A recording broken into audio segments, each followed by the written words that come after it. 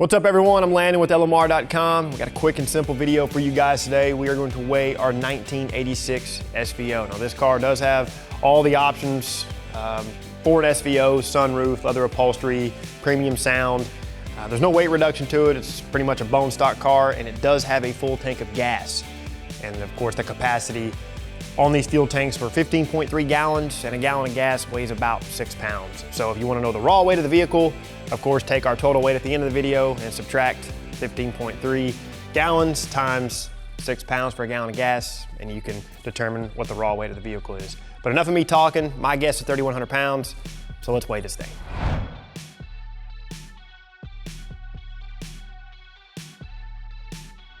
All right, guys, let's take a look at some numbers. Our SVO weighs 3,088 pounds.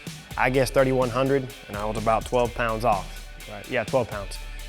I know math, chill out. We're constantly doing videos like this. We're weighing cars, we're dynoing cars. So if you want to see more videos like these, be sure and subscribe to our YouTube channel. And of course, for all things 1979 to present Mustang and SVT Lightning, keep it right here with the real enthusiasts, LMR.com.